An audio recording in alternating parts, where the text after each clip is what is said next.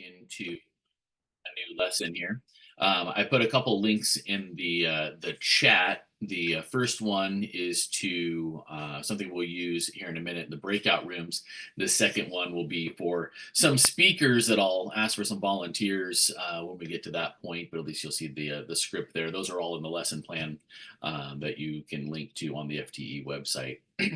All right, so this is in this particular lesson, lesson about trying to figure out where to put a school for a site location for it based on some certain parameters and restrictions, right? So when we're trying to locate a new school, obviously there's some scarcity issues that we have to deal with, and we have people who have different perspectives on what they think is important, what they value, and of course, then we've got the constraints of costs and benefits of locating the school. So we're going to do two rounds in this activity. The first round, we're going to give you a map, and I want you to take the school and try to locate it on the map to the best of your ability based on what you'll see on the map. In round two, then we'll do that again, but we'll have some new information that we'll provide for you, and we'll see if that changes your choices at that point. So your town has decided or is trying to figure out where to put this new elementary school. The town is Grayson. It currently has a very small revenue base, and a new industry is encouraged. Mr. Gotrocks owns Alexandra Industries, a 400-employee manufacturer of Alexandra label clothes. Alexandra Industries is currently located in Vancouver, but Mr. Gotrocks hates the congestion, as do many of his employees. So Mr. Gotrocks' parents also live in Grayson, so he's got some reasons to be moving out there. Last year, Mr. Gotrocks decided to move Alexandra Industries to our town. 300 of his loyal employees and their families have chosen to move with the company, and they will create 100 new jobs for our town of Grayson. Most of the employees are paid lower or average wages, and many have young children. The nearest elementary school is 45 miles away. It's close to capacity, and local parents have been complaining about the long bus trip and its effect, especially on the younger children. When Addison Builder heard about Alexandra Industries' move, she purchased a large tract of land on which to build a new subdivision. In lieu of paying the impact fee for the school board agreed to accept Miss Builder's donation of a tract of land, which you will see the map on the first link in the chat when you go to that. Alexandra Industries will complete construction of the new facility in 18 months and will move in immediately after construction. Addison Builder will have her subdivision complete by that time. She's already put in the infrastructure and begun construction on the homes closer to the school site. The average time for construction of the new school is 14 months, so we got to move pretty quick here. Your school district has only $15 million to build the school, which is the copy of a prototype school. The prototype school costs $15 million to build too, so therefore there's no money in the budget for unexpected contingencies. Your district combines capital and operational funds in that. All right, teachers in the district who are already underpaid, of course, are only budgeted for a 3% raise district-wide this year. I would actually like a 3% raise. That would be nice. I haven't gotten that in a while, which is approximately $500,000. The new school will have a population that includes 15% First Nations people. The town council promised Mr. Gotrocks that if he moved to Grayson, the town would ensure that there would be adequate housing and that his employees' children would go to schools in our town. Mr. Gotrocks is threatening to move his company to another town if the school's not ready when his employees arrive. All right, you'll be given a footprint of the prototype school, and you're going to place it somewhere on the donated land. The entire circle must fit on the site, not just the squares and the small circles, but the entire circle. If any part of the large circle touches the trees that are on the map, those trees must be cut down and removed. All right, within your community, you are then to choose a person to present to the entire group once we're done, your preferred site location and why you chose that. Okay? So here's what the map is going to look like when you go over to the link. You'll see that there's some wetlands, there's an eagle's nest, of course, a hazardous waste disposal site. That's lovely. First Nations burial ground, a burrowing owl habitat, a 200-year-old hammock tree, scrub habitat for endangered species, a potential access path over the highway, and of course, an adult nightclub right next to your elementary school. Great. So the map of the school looks like this. You will see that where it says park, that's the parking lot, the playground, RET is for retention, a water retention area, and the bus area all surrounding the school, and then the fence that is there. So before we go off to the breakout groups to start deciding where to locate this new school, we have some speakers who wanted to speak to the town meeting about their thoughts about this new school and where it's going to be located. All right, so on the second link in the chat, you will see this handout here where you've got the roll cards for the 5 different individuals. Who would like to read the mayor's aide for us? I'll gladly do it for you. Fantastic, thank you. The mayor couldn't get here tonight, but she wanted me to express sincere thanks to Alexandria Industries for coming to our town. She also appreciates the efforts of Miss Builders to supplying housing for Alexandria's new workers. The mayor is sure that you'll make the right decision for our town. Great. Who would like to be a young mother with 3 small children?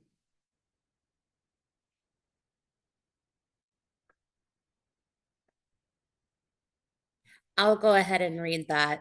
Thanks, Christine. I can't believe that someone would put a tree or a stupid turtle before the education of our children. We need this school and we need it now. My little Becky is so tired by the time she gets home from school, she can hardly stay awake for dinner. That bus ride is just so long, and all I do all day is drive back and forth to the school. What happens if one of the kids gets sick? And how do you think our school will hold all of these new kids anyways? The class sizes are too large now. We need this school. Well done, Christine. Well done. Oscar for you. Awesome. How about a 70-year-old woman? I'll do it. Thanks, Laura. My great-grandmother and great-grandfather met in this town. Their initials are carved in that old oak tree. My friends at the Native Plant Society have started a petition drive, and we already have over 400 signatures. So don't think for a minute you will touch one leaf on any of those trees, or we'll be picketing your homes. Nice. All right. How about one of the teachers? Okay, I'll be the teacher. Let's see. Okay, our classes are too large at the present school, and the little ones just can't handle the bus ride. And if you think that you'll find money to build that bridge over the highway from our salary budget, you have another thought coming. We don't get paid enough now, and we haven't had a raise in 3 years. All right, thank you. All right, and how about a First Nations representative? I got this. Okay. My people were here long before many of you. Some of the students who will go to the school will be children of First Nations people, and we must show them that we value their heritage. You must not disturb the sacred place. All right, excellent. And lastly, who wants to be our environmentalist? I don't see why we have to build another school here at all. The real problem with this world is urban sprawl.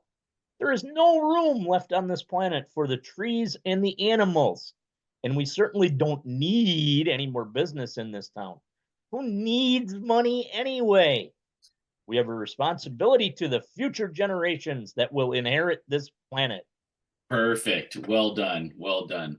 All right, awesome. So now you get sort of an idea of the different people in the town and the different priorities and values and things that they're considering when they're doing this. So if you click on, again, the top link that I provided there in the chat, it will send you to this presentation. And what I'd like you to do is when you go to your breakout rooms, whichever room number you are, go to that slide number. So for example, if you are group number 3, you'll go down here to slide 3, and then what you'll find is the map of the school here is movable on the screen. So you just kind of put it where you think it will go. Now, please don't cheat and try to grab one of the corners and make it smaller. Okay, don't do that. Keep it the same size that it actually is for the footprint on it. The other thing is, Richard, you had a question in the chat. If it touches any of the trees, it's only those trees it touches that you'll have to cut down. The other trees would still remain. You don't have to cut down all the trees if you touch one of them. Okay. All right. So, Debbie, if you wouldn't mind opening up the breakout rooms, you just can go there and. Will you put the? Go ahead. Sorry. Will you put the link back in the chat, please? Oh, sure. The one to this slide presentation here. Got it. There you go. Yes. That'll send you to that presentation. And again, just go to the slide number that correlates with your group. All right. We'll give you guys probably 5 minutes or so to look at that. And then we'll get back together and you guys can tell us why you chose the site that you did. All right. Off to the breakout rooms. Right. Welcome back, everyone. So I was watching you all move your schools around there in the breakout rooms. Probably had some good conversations. So let's go group by group here. Why don't you tell us where you chose to put your school and why, and maybe some of the trade-offs you were making in making that decision. So who would like to show group number 1? I got your slide up here right now. Looks like you put the school up in the upper left-hand corner.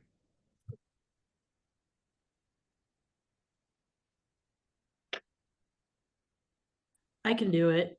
Yeah, thank you. Yeah, no problem. So yes, we chose to put it up in the upper left-hand corner. We figured there was other areas of wetlands, so it would be least to the environment. Also, it's close to where a proposed highway access is, or something. Yeah, so that would be good for traffic and transportation purposes for parents and such going to the school. Great. All right, awesome. And proximity to the nightclub was not an issue. We've tossed it around and we decided it's an elementary school. And so if it was high school students, it'd be a little bit different. Fair enough. Yeah. Yeah. Yeah. Hours of operation, all that kind of stuff matter. Mm-hmm. Cool. All right. How about group number 2? Put it in by some trees over here. So I'll go ahead and talk for group 2. Thanks. So why we didn't put it up in the kind of the top part by by the nightclub, honestly, I live in Nevada, and so I know some of the kind of the zoning laws about stuff like that. Because we actually had something in our community about a casino going in next to a school. So I thought about that part, honestly. And then Sure, yeah, the local zoning part, regulations would matter a lot. Yeah. Yeah. And then the road or the potential access could actually be kind of problematic if you look at where the residential area is supposed to be, and then maybe the kids who have to walk. That could possibly be a problem. And so we kind of put it where it seemed like it was a little out of 7, a little out of 5, which isn't great, but neither completely. And then just kind of taking out some of the trees, but leaving the old one behind. Okay, I see. And then you put the part of the playground in there, but taking out some of the burrowing owl habitat, or not the endangered species habitat. Yeah. Okay. How about group number 3? Here you are, not in a similar spot here. Group number 3. Emily, Heather, Ray, Tiffany, and Christina.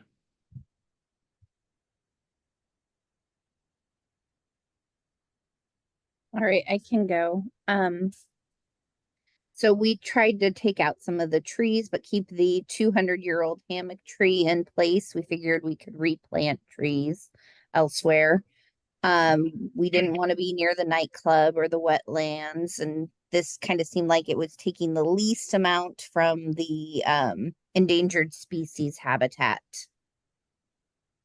Okay, yeah, just a little bit there. All right. And group number 4. We are in a pretty similar spot. We tried to avoid taking out the old tree as well. We also said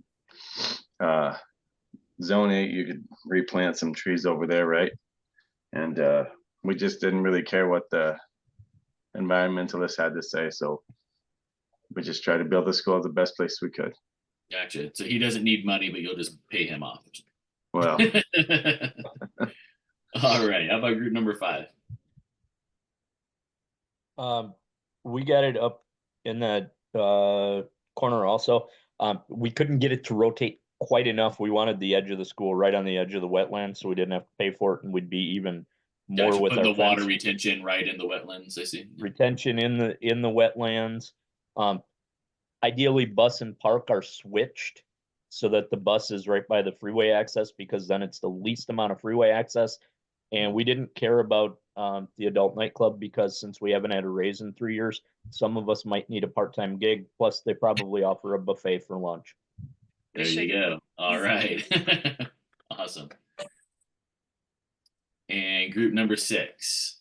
Okay, for group number 6, and actually let me, can I share my screen quickly? Let's see. Are you And- not able to see the screen that I've got shared for you? Oh, yeah, but let's say, okay, that's fine. I think, let's just say, this is, I think, let me say. Here, I can make it bigger. That helps. So this is what we try to do, maybe 1, 3, 4, and 5, I think. So we try to put maybe the retaining pond in the wetlands area, maybe the hazard waste side. We have the parking on that side. We're thinking of maybe burial ground part of it and part of the old tree, make it part of the school campus so students can learn about it also as well as a tradition and the thing, and honor the local sacred places as well. So that's Great. actually where we put it our stuff there.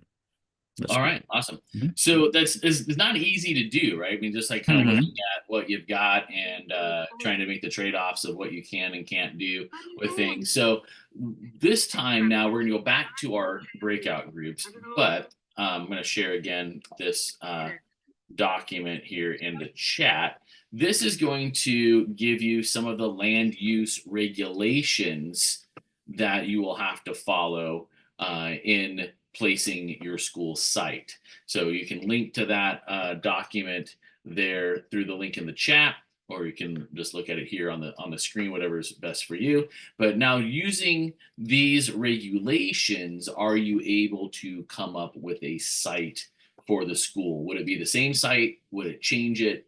Why would you move it around? What kind of trade-offs would you be making? So we're going to head back to the breakout rooms. We'll give you probably 10 minutes now, because you got to read through the regulations first and then talk. So go do your best, but go back to the same slides that you were on before, and now you can move the schools around based on the regulations. All right, you can open the breakout rooms again. Awesome. Thank you, Debbie.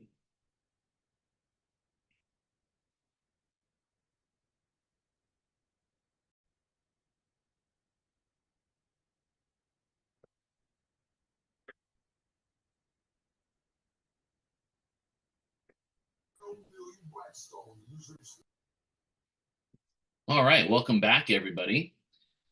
So I'm sure with those land use regulations, like any government regulation, just made everything easier to know exactly where to put the school. So this should be pretty simple. How about group number 1? Why don't you walk us through your choice here of putting the school, it looks like, right on top of the 200-year-old oak tree, and why you guys decided that? Okay, so what we've decided to do is we'll enshrine and include the 200-old oak tree as part of our landscape, as a remembrance of times past, educational piece for the kids. And we are going to, yes, build right there, and then as a promise, and we will follow through on it, we will then take area number 8 and anywhere that's free, fill in with some trees to help repopulate the tree environment. Nice. Yeah, I saw you had the buses parking right on top of the old oak tree. Well, that's just, we actually were talking about moving, rotating it and Sure. having the buses closer to the roadway and trying not to have a playground close to a road like that. Right. Yeah, good thinking. Okay. How about group number 2? Just a little bit offset from there.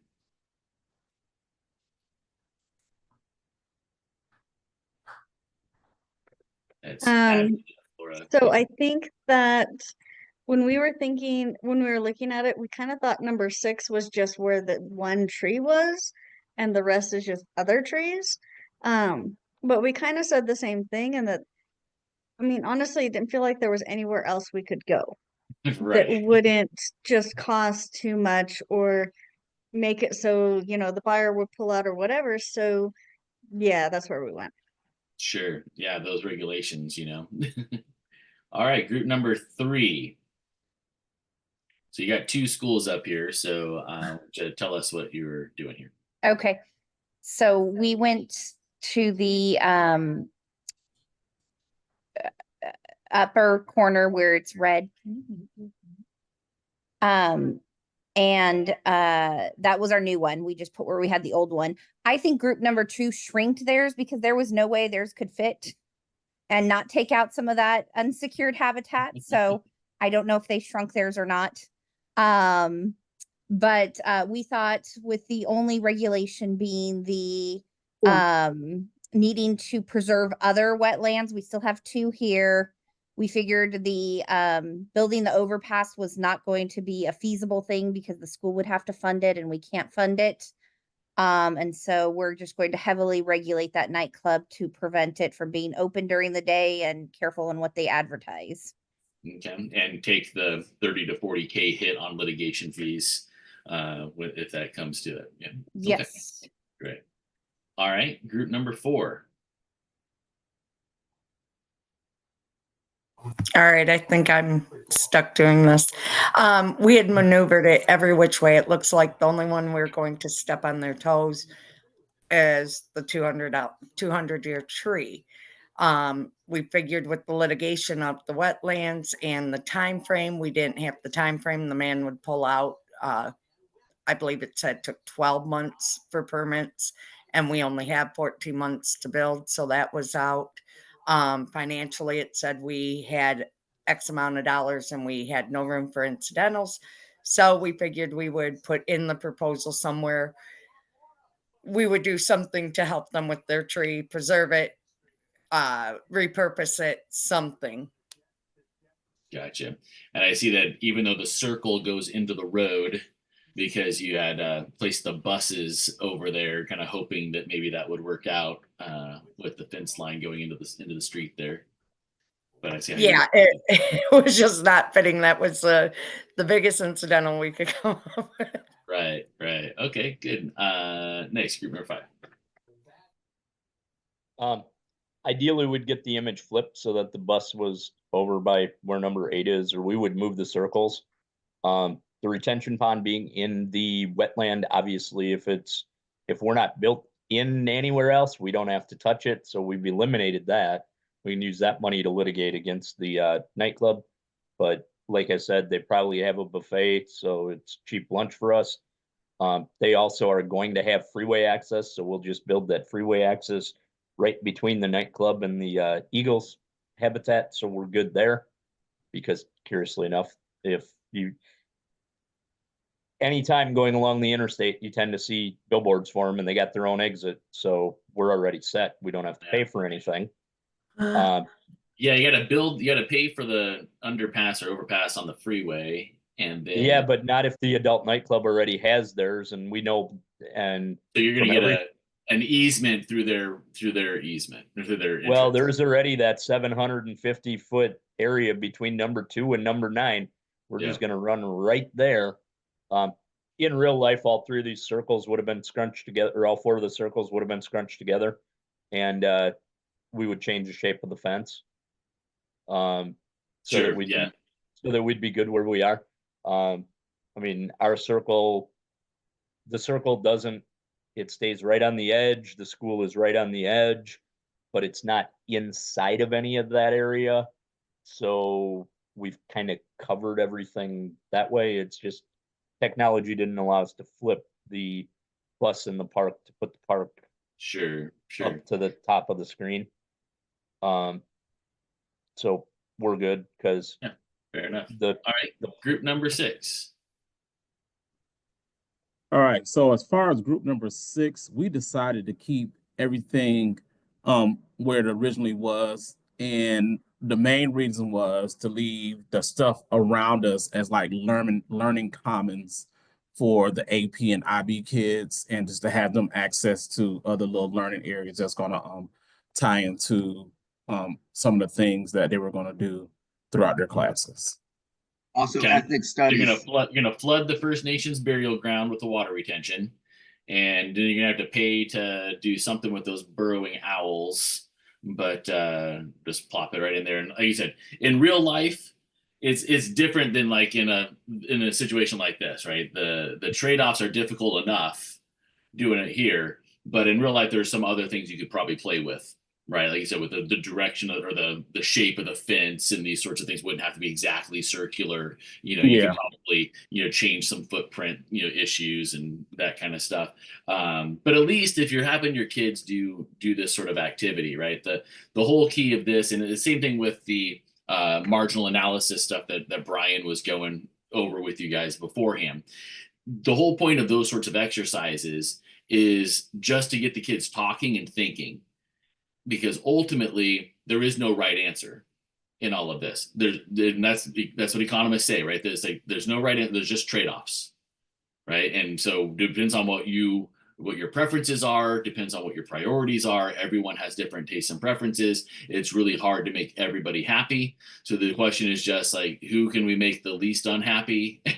And you know, what can we do with that? So with the rank ordering of the world issues, getting the kids to think about those things and trying to figure out how to apply opportunity costs and trade-offs in a meaningful way is ultimately what this activity and that activity are all about.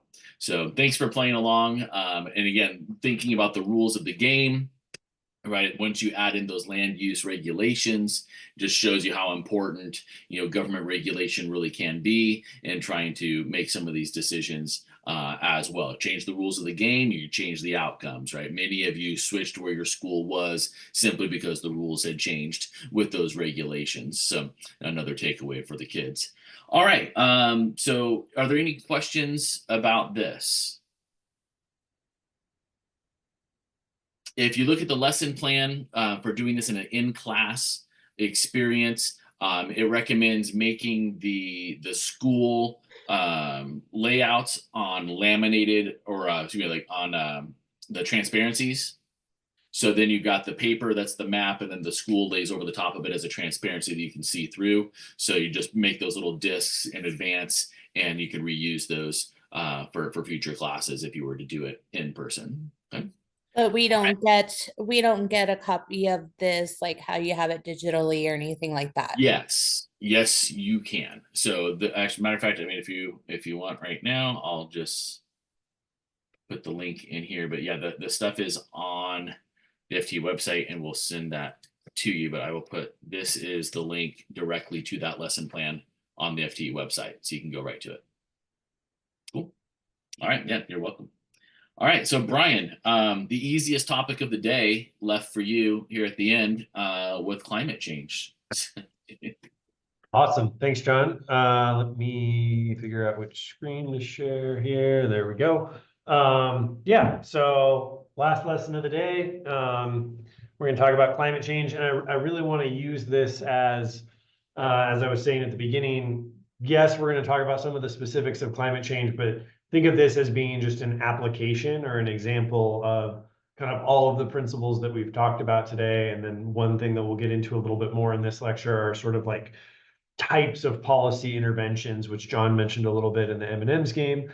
And then this will just be kind of like, you know, you could do something similar for habitat, you could do something similar for water, et cetera, but we'll just choose one example, which is climate change. So the objectives are to understand the economic view of climate change, understand kind of the concerns related to potential policies we could use to address climate change. We're going to sort of flip 2 and 3, flip 3 and 4. We're going to talk about kind of the strengths and weaknesses of different potential policy approaches. And then I'll close out by talking about kind of what is the current policy landscape as it pertains to climate change, with the caveat that that may change quite a bit in January, at least in the U.S. With the new administration. So yeah, let's dive right in. So as far as just a couple of resources and links, right? The most recent UN report on climate change is linked to right here, this IPCC report. I think that's the International Panel on Climate Change. And then there's sort of a policymaker summary as well, some useful things potentially for your students. You know, this isn't a climate science lecture. You know, I'm not gonna like dive into a deep debate about climate change, but just to make a couple really quick points. We know that the Earth's climate has changed a lot throughout human history, and that actually a lot of climate change can just be driven by kind of solar energy fluxes and gravitational things that have very little to do with human history. But if we want to think about the role of humans in accelerating climate change, we want to think about greenhouse gases that trap heat in Earth's atmosphere. These are those greenhouse gases. The one most climate policy focuses on is CO2, carbon dioxide, and methane are by far the top two. And just to like illustrate kind of the point that there's a relationship here, there's a scientific, technological relationship between human activity and the sort of external costs we're talking about. This is just to kind of make the point that over a broad scale of human history, we can see that global temperatures are very, very tightly correlated with the amount of CO2 in the atmosphere. And CO2 in the atmosphere has changed a lot over the course of Earth's history for reasons that have very little to do with human activity. But just over time, in general, it tends to be the case that when CO2 concentrations go up, temperatures go up, right? And then the thing that we're concerned about from a policy perspective, from an economic perspective, is that within the last 100 years, we've had a really dramatic impact on the amount of CO2 in the atmosphere. So you can see this kind of like historical flux in CO2 over a very, very long time horizon. And then we've just kind of gone through the roof in the last 50 to 100 years. And so the concern is, think about this correlation over time, right?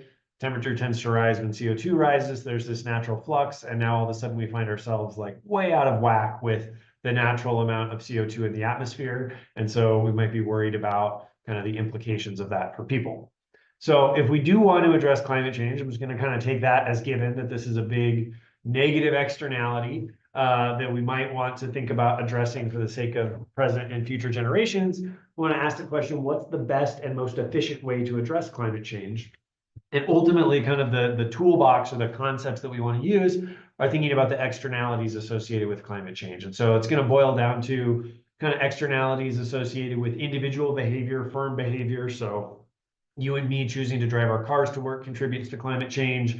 Firms choosing to use dirty versus clean production technologies, or making choices to generate electricity with coal and natural gas as opposed to solar or hydropower, something like that. That's going to have implications. And then there's also this kind of higher level international component, right, where the decisions that the US makes from a policy perspective about its sort of carbon emissions have implications for other countries and vice versa. So there's sort of externalities all the way down from like the level of international relations down to individual choices.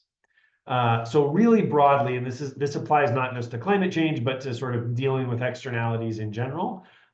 We can think of sort of three kind of classes of policy approaches or things we might do.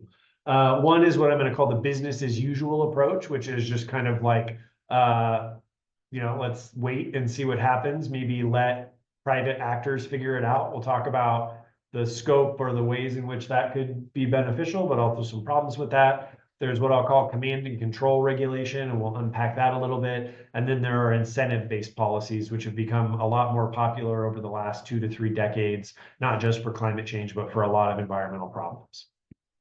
So how do these policies work? Well, starting with business as usual, in the specific context of climate change, firms, individuals, countries, whatever, are left to pursue their own mitigation or adaptation actions. And just by way of vocabulary, climate change mitigation would be an action to try to reduce emissions to make climate change less bad, right? Like to make there be less climate change. Whereas adaptation would be a policy or an action to try to insulate ourselves from the effect of climate change. So maybe building seawalls or something like that to help us adapt to the fact that sea levels could be higher, something like that.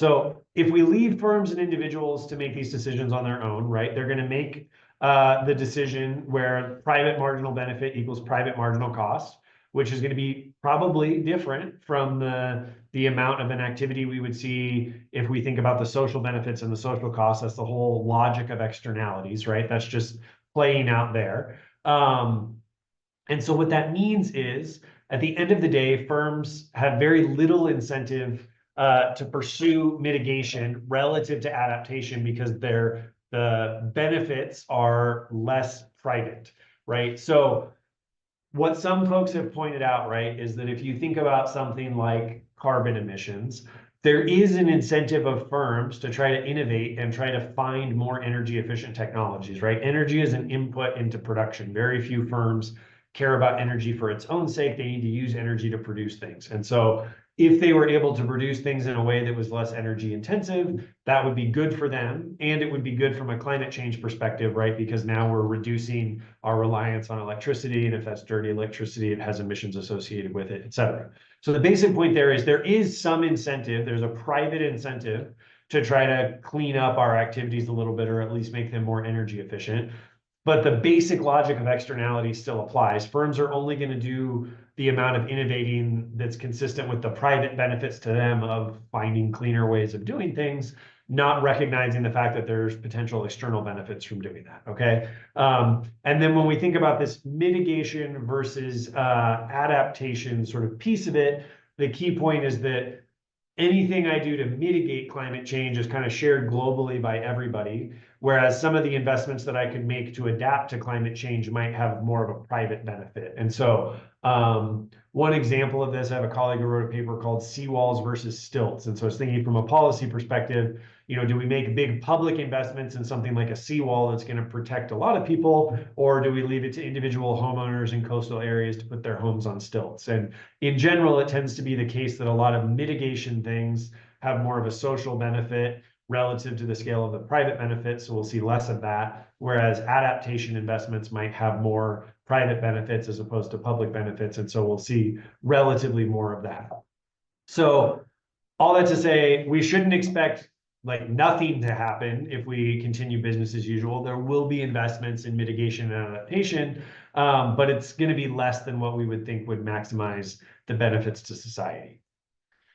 Command and control regulation is kind of the opposite end of the spectrum, as opposed to like sit back and let the market or let firms figure it out. Command and control regulation says, okay, we have a goal and we're going to adopt regulations that constrain individual behavior and firm behavior to meet that goal.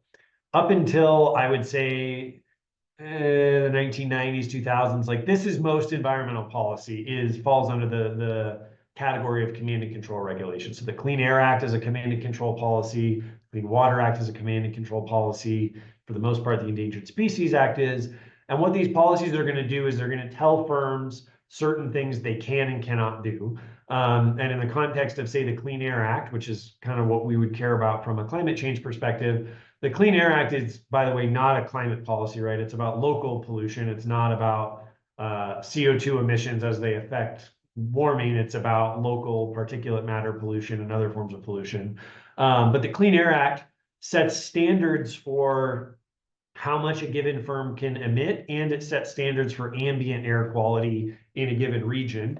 And if a county is not in compliance with those standards, then a bunch of additional regulatory provisions are going to apply to that county. And what that comes down to is, in the context of the Clean Air Act, we have what's called best available control technologies. And it's literally the government telling power plants or producers or other emitting facilities, here are the technologies that you must use to control your emissions. So that's why we call it command and control. It's very top down. It is a very engineering based approach for the most part. Like, okay, well, these power plants create sulfur dioxide emissions or CO2 emissions or whatever it is. Here's a technology that would reduce those emissions, so we'll require firms to use those technologies. In the context of endangered species, this would be something like setting aside critical habitat areas and constraining what landowners can do on their land in areas that are critical habitat. So what are the issues with command and control policies? Well, one issue is that there's never an incentive to exceed the standard, right? So It may be the case that the government picks some emission standard or ambient air quality standard that says, you know, if you're above this level, you're going to be fined or you're going to have to use some really expensive technology. So that gives firms an incentive to meet the standard.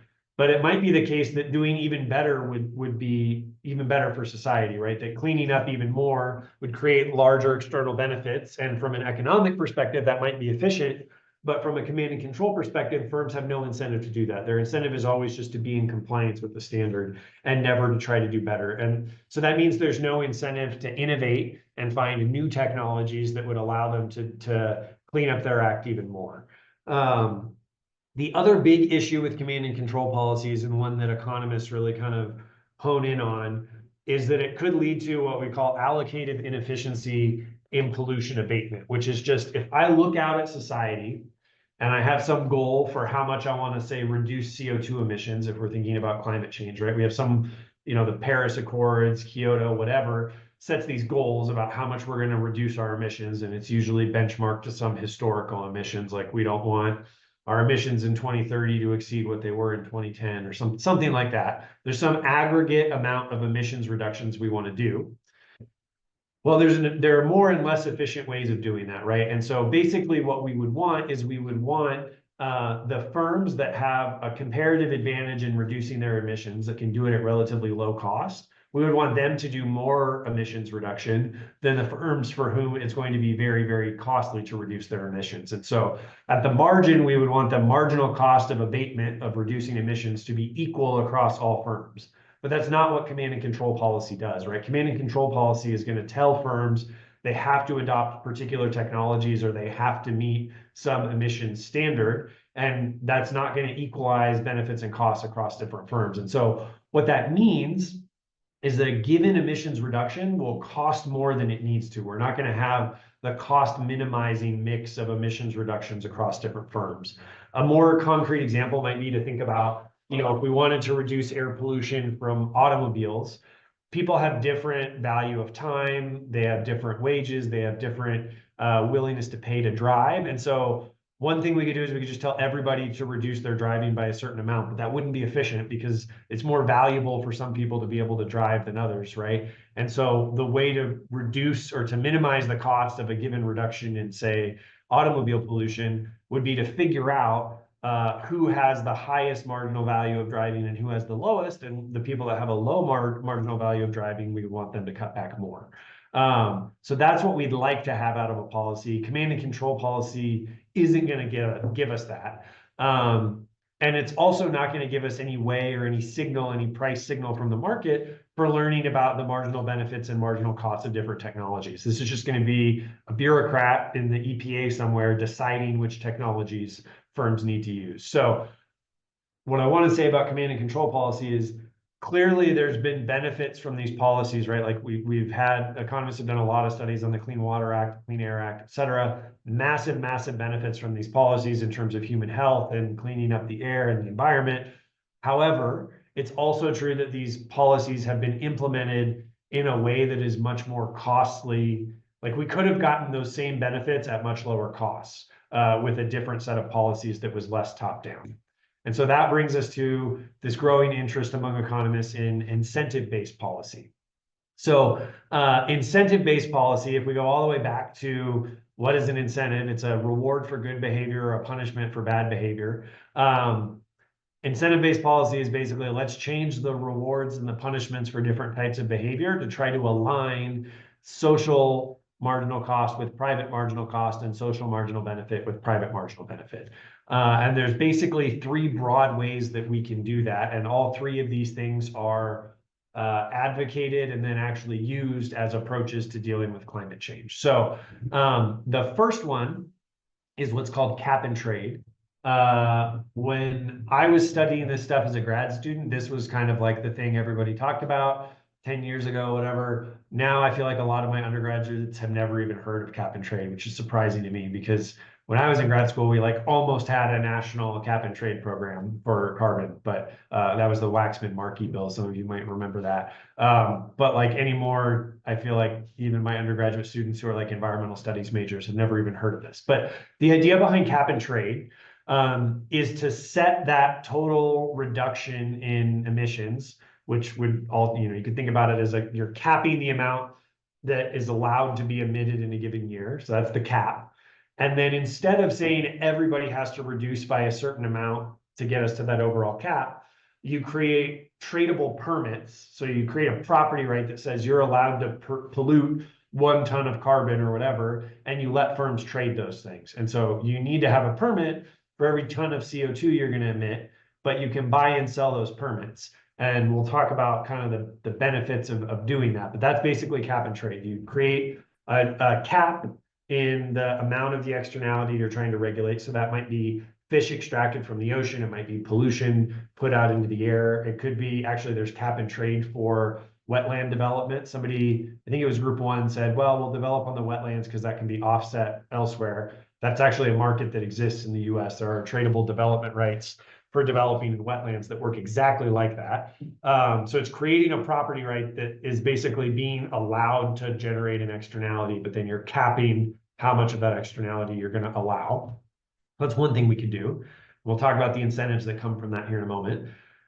The other, perhaps most direct thing, if we think about an externality as being like a missing price or a missing cost that firms aren't taking into account, we could just tax the activity that generates the externality, right? So if there's some cost that I'm imposing on society for every ton of CO2 that I emit, if I just tax you that exact amount, then what do firms do? They're going to take the taxes into consideration when they're deciding how much to produce. And so if the tax is exactly equal to the amount of the externality, that sounds nice on a blackboard, difficult to do in practice. But if we set the tax equal to the amount of the externality, then the firms will just totally internalize it in their decision making, not because they care about the externality, but because they care about having to pay taxes. So that's what's called a Pigouvian tax. John mentioned that earlier. A lot of economists advocate for that for climate and other things.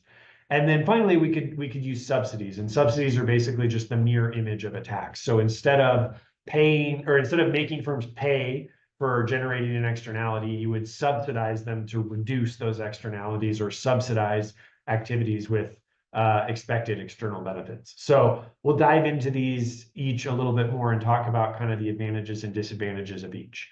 So again, with cap and trade, you're going to set a total cap on emissions, allocate permits that say you have to have 1 permit for each unit of pollution, let firms trade those permits. And then what is each firm going to do? Well, they're going to make a decision and they're going to say, I'm going to keep polluting as long as the marginal benefit to me, which is the revenue I get from whatever I'm making, whether it's electricity or shoes or cars, whatever, I'm going to keep polluting as long as the marginal benefit of another ton of pollution is equal to or greater than the marginal cost.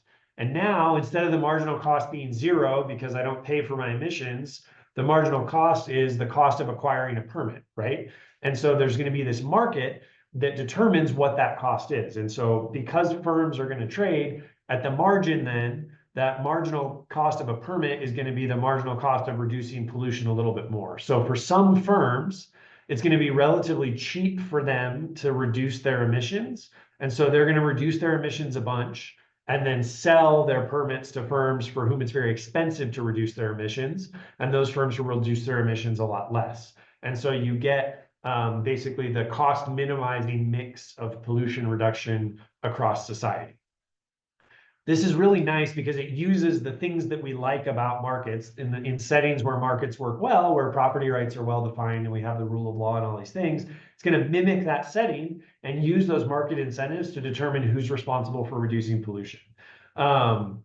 What's interesting about this, there's sort of 2 kind of like potential wrinkles when we think about cap and trade versus some of these other policies.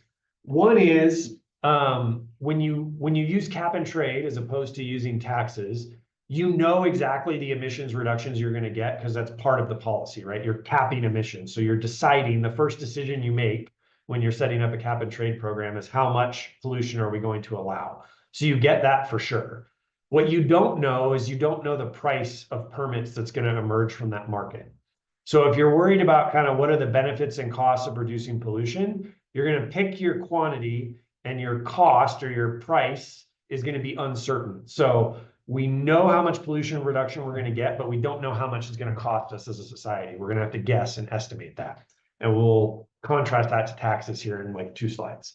The other thing that is really interesting about cap and trade is how it influences firms really depends on A, the individual firm, and then B, kind of how you allocate those permits. So one way you could allocate those permits is to just give them away, right? You could say, okay, everybody who's currently emitting is going to get pollution permits in proportion to how much you've historically emitted, and then you can sell and trade those in the market, whatever. That's giving away what will become a valuable asset, right? Those permits have value in this cap and trade market, and you're giving them away for free. So it's actually like a big windfall benefit for firms, particularly firms that can reduce their emissions at low cost. They're going to love that. On the flip side, what you could do is you could auction those permits and make firms pay for every single one of them, in which case it's going to be very, very expensive for firms. So how you allocate those permits is kind of I don't want to call it a free parameter, but it's a tweak we could make to the policy to make it more or less politically feasible. So one thing that's interesting about like the Waxman-Markey bill that I mentioned before, which was the US's attempt at a climate policy, is actually like Caterpillar, like the company that makes like bulldozers and like big equipment, was actually like a huge advocate of the Waxman-Markey cap and trade program because they expected to be able, they thought they were going to get a big allocation of permits and they expected to be able to reduce their pollution at relatively low cost, and then they would have benefited a lot from selling permits. So that's an interesting kind of political implementation piece of cap and trade, which we will contrast to taxes in a moment. So again, the next thing we could do is we could have a Pigouvian tax where the ideal tax rate is just going to be the marginal external cost of pollution. And so again, the idea is firms are going to set the marginal benefit of polluting, which is just like their revenue from whatever they're making, equal to their private marginal cost. And now it's going to be their private marginal cost plus the tax. And the tax is equal to the external cost. And so now all of a sudden, instead of ignoring the externality, firms are actually thinking about the social marginal cost of their activity, not directly, not because they care about it, because we're making them care about it with the tax. In theory, if we set that tax exactly right, it's going to lead to the efficient amount of pollution. But this is where we get kind of a rub where we think about taxes versus cap and trade, because remember with cap and trade, I told you we know how much pollution we're going to get because we're setting it directly with the policy, but we don't know what the cost to firms is going to be. It's uncertain. This is the inverse of that, right? I know exactly what the cost to firms is going to be because I'm setting it with my policy. I'm choosing the price, that is the tax. And I'm guessing what that's going to lead them to do in the way of emissions reductions, right? I'd have some model that says, here's what I think firms are going to do. And so we have certainty about the cost, but less certainty about the exact amount of emissions reductions we're going to get. And so there's been some interesting papers by different economists thinking about, like, under what conditions should we be more in favor of a tax versus a cap if we're uncertain about basically the benefits of pollution versus the cost of pollution would push us one way or the other. The other thing that makes taxes difficult is that it's going to create a large tax bill for firms, right? If you have to pay for every single unit of pollution that you're emitting, that's going to be very, very expensive relative to something like cap and trade. Now, if you auction those cap and trade permits, those pollution permits, then the impact on firms is kind of identical because they're paying for every unit of pollution either way. But if you were to give away the permits, then obviously that's a lot more beneficial for firms than, say, a tax. Now, there are things you could do to mitigate this. You could do some kind of big lump sum refund so that at the margin you're paying for how much you pollute, but then you get some average rebate back. So it doesn't affect your incentive to pollute, but it also doesn't cost you as much. That's a little hard to explain without a graph. The other thing that gets talked about a lot with taxes, though, is the idea of what's called a double dividend hypothesis. And this is still pretty hotly debated about whether this is actually a thing or not. But basically the idea of a double dividend is if I'm a government and I enact a Pigouvian tax, if I tax carbon emissions, I'm going to get a bunch of new revenue, right? Because firms are still going to pollute some. And so I'm going to collect taxes on every unit of pollution. And so what I could do is I could reinvest that revenue somewhere else in the economy or offset some other distortionary tax, right? If we think about like a micro principles class, when we tax something, we get less of it, right? And so normally we think about the logic of like why we collect taxes is to pay for government. The whole idea of a Pigouvian tax is less about doing it to generate revenue, and it's more about doing it to change behavior. And so what we could do is we could sort of focus taxes on behaviors like pollution that we want less of, and then reduce taxes on other behavior like income, profit, wages, whatever, and have less distortionary effects in those markets. So there's lots of modeling that goes on about like, could you get kind of a double benefit, which is to say, I'm going to reduce pollution and I'm also going to like have less distortionary impacts on some other market, or I'm going to re-inject this money into the economy in some way. It's an interesting debate. The biggest kind of like shortcoming of that is that basically, if we're successful in combating climate change and we induce firms to emit less and less and less and less over time, this is not a very stable source of revenue. So if Pigouvian taxes work in the long run and we say move away from CO2, then it's not great from a public finance perspective. You want a stable source of revenue to fund your government. And so this might work kind of like in places at the margin for a little while, but we wouldn't want to be trying to fund like all of what we do as a government out of, say, carbon taxes, for instance. Finally, we have subsidies. Again, this is just like the theoretical mirror image of a tax. In theory, I would just, subsidize activities that create external benefits, or subsidize you, pay you to reduce your emissions, as opposed to making you pay for your emissions. In practice, implementation-wise, this is a little bit more difficult because it's pretty straightforward to think about taxing something like carbon emissions. But if we're going to subsidize firms, in practice, we have to choose what to subsidize. So you could think, well, okay, instead of taxing dirty energy, let's subsidize clean energy. But then you have to ask, well, which clean energy? Should we subsidize solar? Should we subsidize wind? What about nuclear? What about hydropower? These things have different, there's different constituencies, as we talked about before, that have different preferences over these technologies. And by choosing to subsidize one and maybe not the other, you could really push things in one direction or another. One example of that is that about 15 years ago, there's two kinds of ways to generate electricity from solar power. One is solar photovoltaics, which is what we mostly have now. It's literally taking electrons, like the electron form of light, and turning it into electricity directly.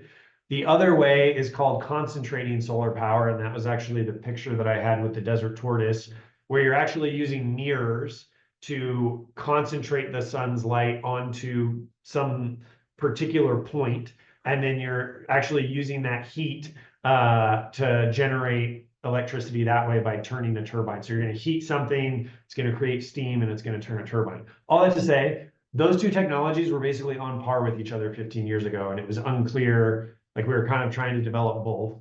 I think the last new concentrating solar power plant was built like a decade ago. Meanwhile, the costs of solar PV have like gone just really, really downhill. Like it's gotten way, way cheaper in the last decade.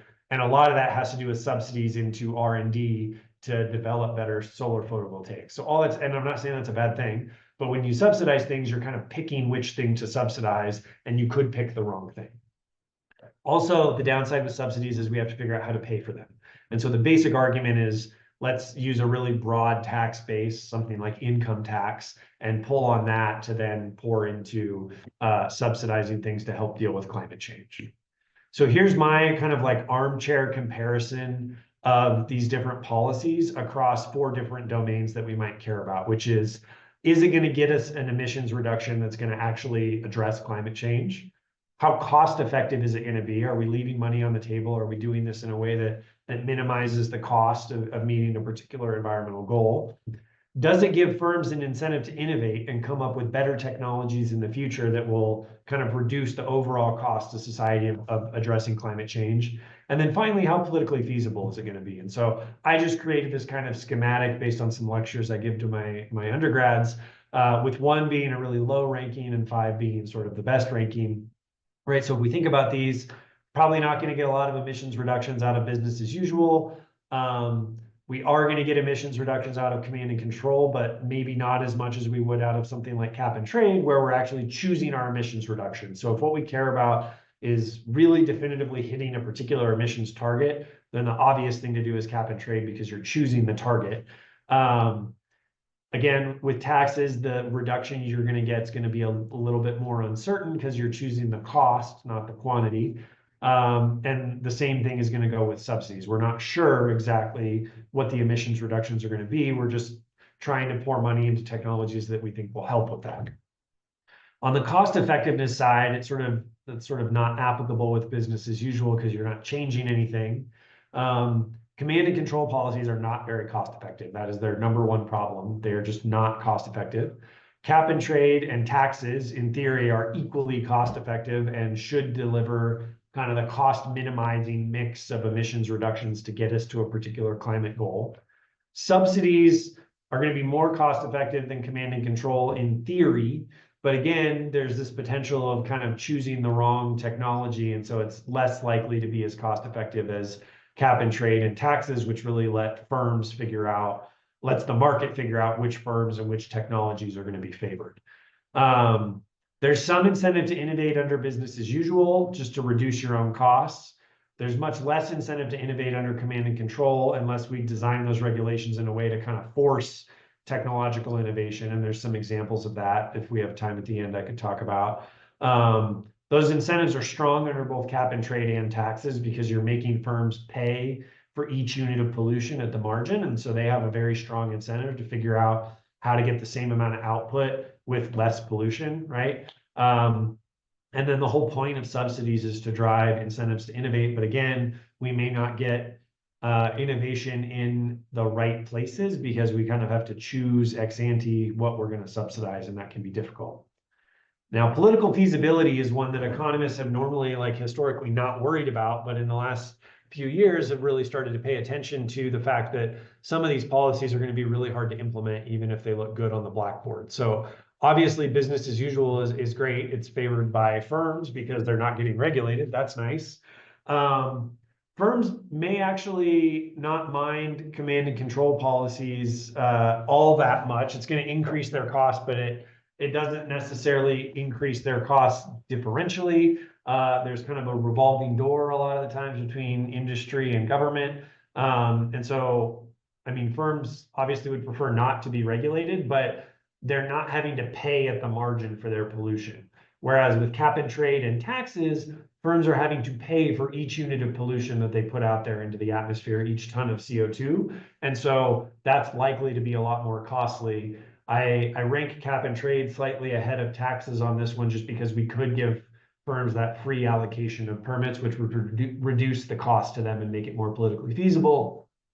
And then, of course, subsidies are going to by far be the most popular policy among firms because we're paying them to do stuff. We're just giving them money as opposed to making them pay for pollution. So that's useful when we then think about what is the mix of policies that we see around the world today. And that's kind of what I want to pivot to and use the last 15, 20 minutes talking about kind of what is the current policy landscape. First, I'll take a really broad swath globally and then talk about kind of what does U.S. climate policy look like, at least for the next few weeks. So these are the 20 largest carbon emitting countries in the world. This is slightly dated. This is 2019 data, but basically China emits about a third of the CO2 that we get in the atmosphere in any given year. The rest of the world combined, besides the countries you see here, is about a fifth. The US is down to about 15%, but it is also true that the US has emitted, like if you add up everybody's emissions from the beginning of time till now, the US is the #1 emitter in the world by far. So we have emitted more than anybody in total, but we've really reduced our emissions recently, whereas, you know, this is like actually a pretty nice picture to think about what that environmental Kuznets curve, where you have countries like China and India that are very much on the upward sloping part of that curve. Places like the US, Japan, Germany are very much on the downward sloping part of that curve where we're kind of cleaning up our act. So economists really like carbon pricing. We really like price-based instruments because it doesn't pick winners and losers. It gives firms the right incentives and it lets markets kind of figure things out. So a lot of what we talk about it has to do with carbon pricing. As of 2019, at least, carbon taxes have been implemented or scheduled for implementation across 25 countries, while 46 countries put some form of price on carbon, either through a direct tax or through some sort of cap and trade scheme. So this is gaining traction internationally. Here's kind of what that looks like kind of on a map. So let me see if I can break this down. The solid green are places that have cap and trade, just cap and trade. Solid blue are places that have just a carbon tax, and it's either implemented or scheduled for implementation. Yellow are places that are considering either one or the other, but it hasn't been implemented yet or planned to be implemented. And then some of the cross-hatching are places that are thinking about doing some combination of the two. So it is something that has actually gained a lot of traction internationally, notably the US. Like we have individual states. So California, for instance, has its own cap and trade program. There's a regional greenhouse gas initiative in the Northeast. Washington is actually, I think, has moved towards more of a carbon tax approach, but individual states have taken action, but we do not have a national price on carbon. Although again, we almost got one with Waxman Markey in, I think, 2008. So that's kind of what things look like as far as the international footprint when it comes to carbon pricing. Now I want to talk about kind of the US and our carbon footprint and what addressing climate change to reduce, basically what it would look like to reduce the United States carbon footprint would look like. And again, this is all like slightly dated, but these would look pretty similar if you were to pull up more recent graphs. And somewhere I have a presentation with more recent graphs that I can share afterwards. But so this gives us a sense of where do we get our electricity, right? So about 36% of the energy that we consume in the United States comes from petroleum. Another 11% comes from coal. Another 32% comes from natural gas. Renewable energy only makes up, it's probably a little bit higher than this. I bet it's like 15% now. But renewable energy makes up a minority of the energy that we consume in the United States. Most of it is coming from fossil fuels, coal, petroleum, or natural gas, with a little under 10% coming from nuclear. Here's basically what that looks like over time. So what I just showed you was a snapshot of 2021. We can see how that's changed over time. So the share of renewables has grown dramatically since, say, 1950, of course, right? And particularly in the last few years. One thing that you see from about 2010 to now is that coal has really declined. Does anybody know why coal is declining? Any guesses? It's actually because of natural. Oh, sorry. Who is that? Oh, I was just wondering if it was due to cost. Yeah, so what happened in 2010 is we had the shale boom and the fracking revolution around that time. And so it actually became a lot cheaper to produce natural gas in the United States. And so really, basically that some of that is coming from renewables, but a lot of it is coming from the fact that coal is just not the cheapest way to generate electricity anymore. There hasn't been a new coal plant even proposed in like a decade. So we are naturally moving away from coal, and it's just a question of how rapidly we will do that. And whether it's going to get replaced by new natural gas generation, or is it going to get replaced by some of these other forms of electricity or other forms of power generation. Which brings me to thinking a little bit more about the intersection between electricity and energy usage in the United States. And this is like one of my favorite pictures because it really it kind of encapsulates in one image what you would need to do to decarbonize and really reduce emissions in the United States. So on the left, we have energy sources. So petroleum, natural gas, renewable energy, et cetera. And the percentages there are the same percentages I had in the pie graph. So that's like, if you think about, that says petroleum accounts for 36% of all energy consumption in the United States. And then the arrows are drawing over to particular end use sectors. And so what we see, for instance, with petroleum is that 90% of the transportation sector is getting its energy from petroleum, right? That's putting gasoline in cars, right? And that makes up about 70% of our consumption of petroleum in the United States is in the transportation sector. So these percentages are telling you what percentage of, the amount that we're using is going to a particular use. So 25% of the petroleum that we use goes into industrial applications, which makes up about 34% of all of the energy that we use in industrial applications. So that's kind of what this picture is telling you, where's the power coming from and where it's going. And so the challenge of decarbonizing in the United States is to, is to make a bunch more things go through this electric power sector, right? So you notice there's all of these straight lines going from petroleum and natural gas in particular to some of these end use sectors. So automobile and transportation is an obvious one. Home heating is another really big one, right? So 42% of residential energy usage is coming directly from natural gas, and that's for home heating. So there's all of these lines going from fossil fuels directly to end uses. There's all sorts of like industrial applications where you know, firms, not power plants, industrial facilities are directly using fossil fuels, not in the form of electricity. And so what we need to do to reduce our emissions as a country is two things that really have to happen in tandem. One is we need to convert a bunch of these direct uses that are relying on fossil fuels and electrify them. So that's electric vehicles, that's a heat pump on your house instead of a boiler, things like that. So we're getting rid of the direct use of fossil fuels and electrifying things that have historically been relying on fossil fuels.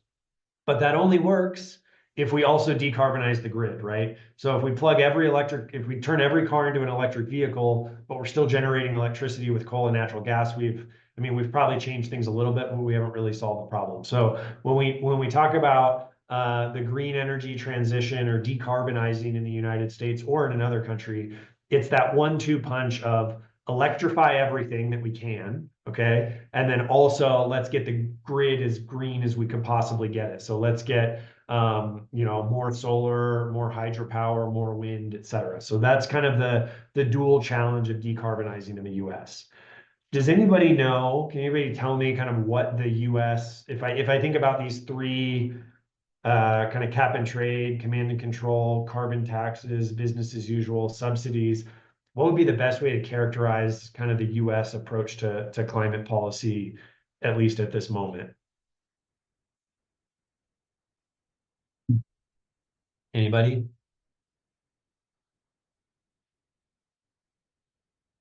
No? Okay.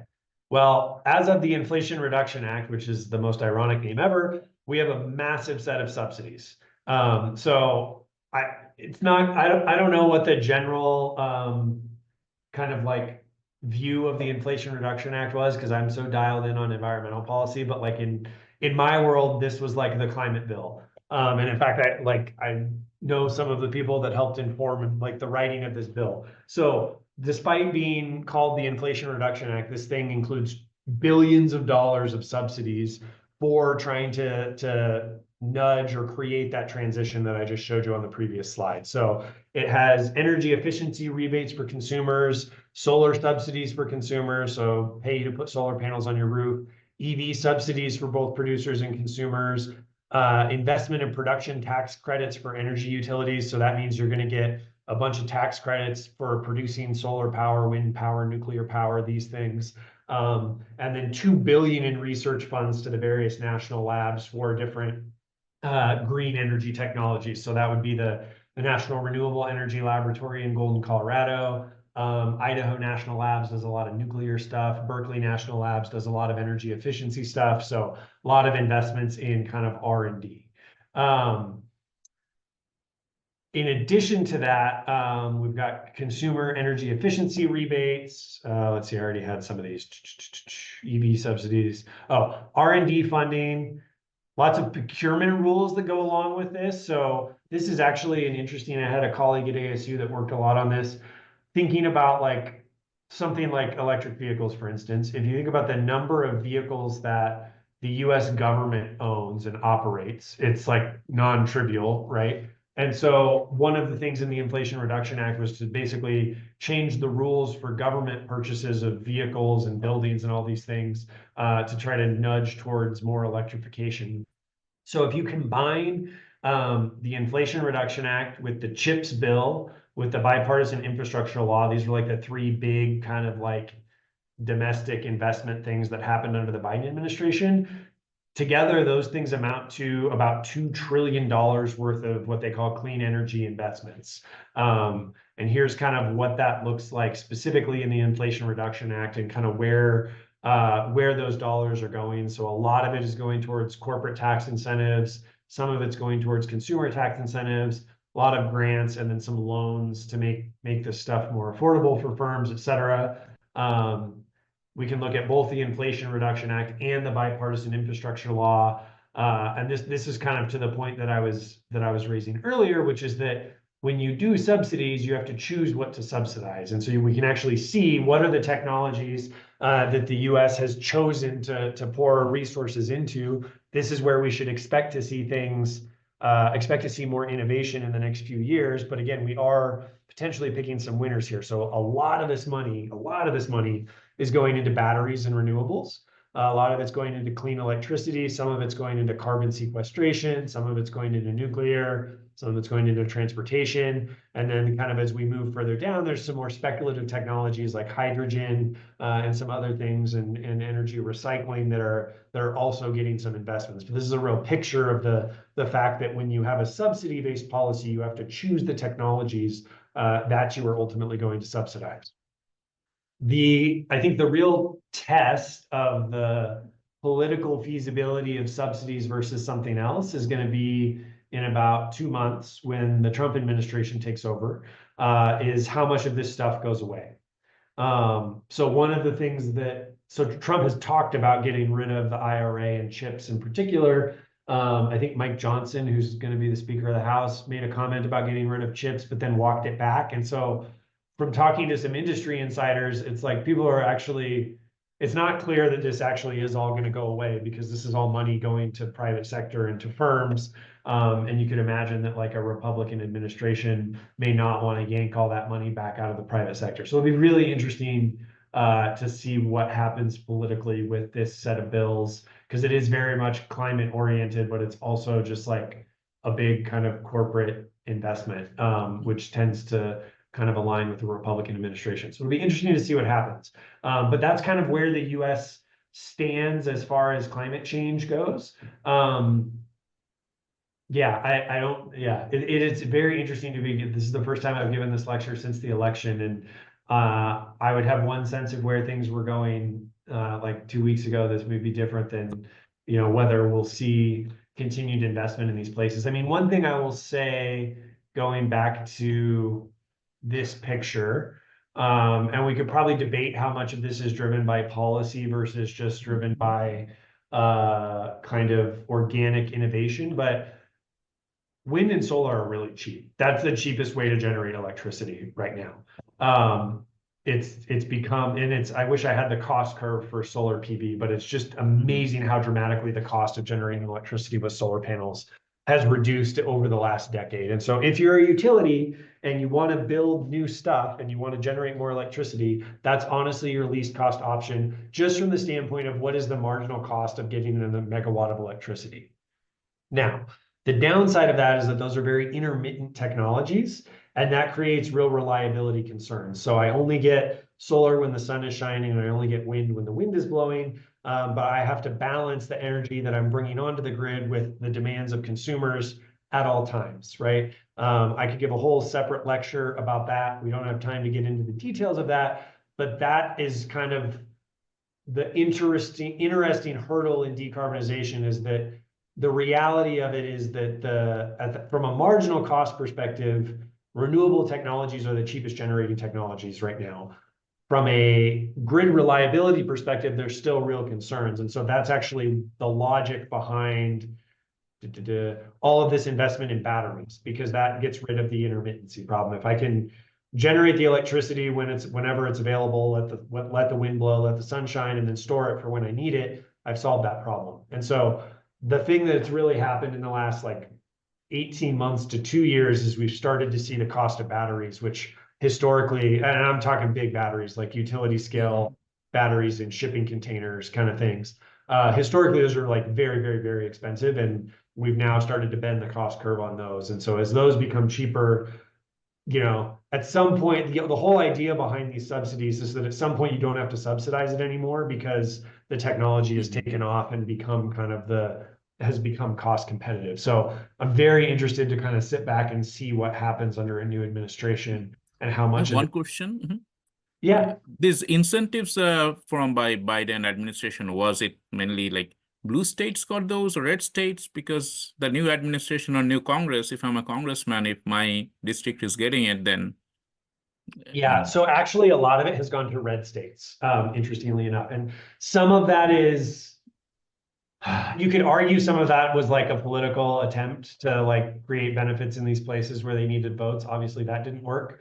I mean, one of the really interesting things is that like Republican congressmen who voted against the IRA were then bragging to their constituents about how much IRA money they were getting. Like, oh, look at all this like federal money I brought to our district. And then you look it up and it's like, man, you voted against this.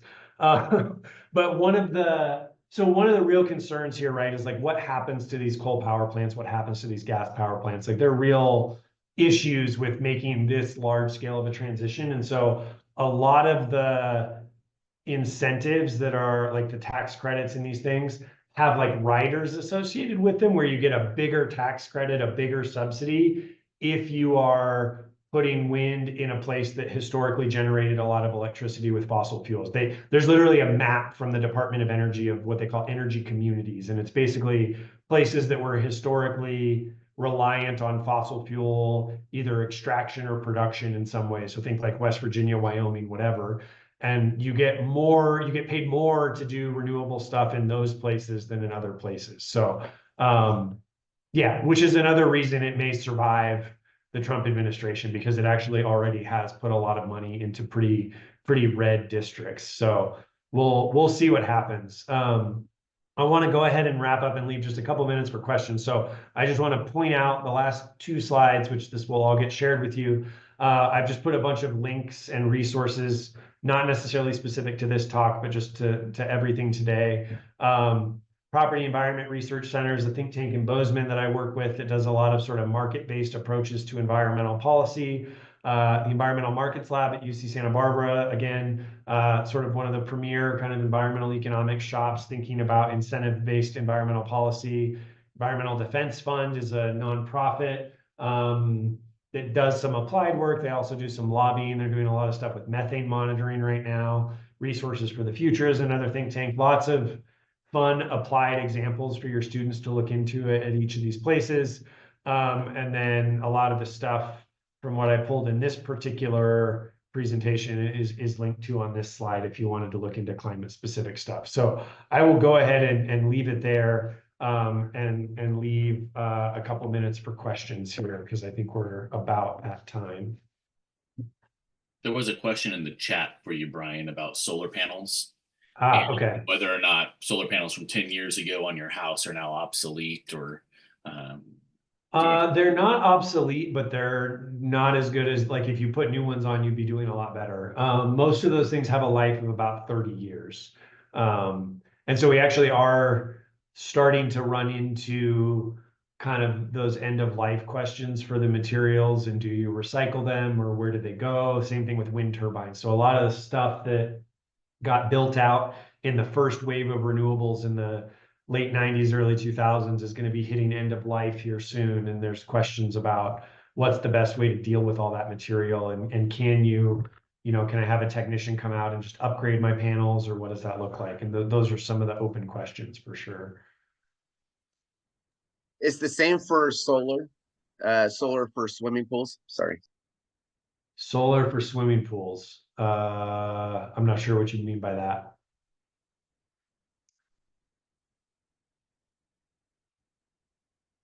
Can you clarify what you mean by solar for swimming pools? Yeah, so I live in California, so a lot of families have solar, but not for like they're using it for their pools to heat up their pool capacity. So the same logic, of a 10-year-old solar panel for swimming pools, are they going to be obsolete? Because usually in California we are provided subsidies from SMUD and PG&E.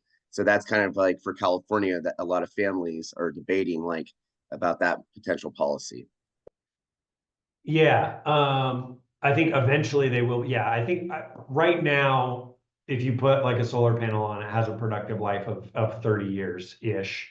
And then you have to figure out what happens at the end of those 30 years. And that's, I mean, there's really, there's different models for this, right? Like you know, I used to live in Phoenix and I'd have somebody knock on my door about once a week wanting to put panels on my roof. And one model is you lease the system and they own it. And so at the end of it, they take it back and you don't have to worry about it.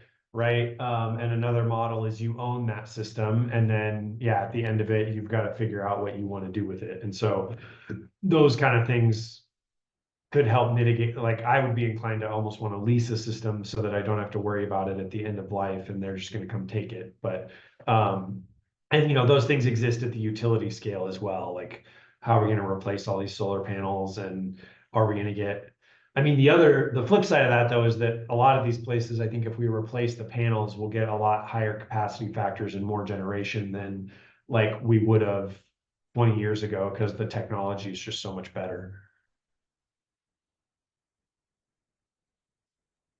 Thank you. You bet.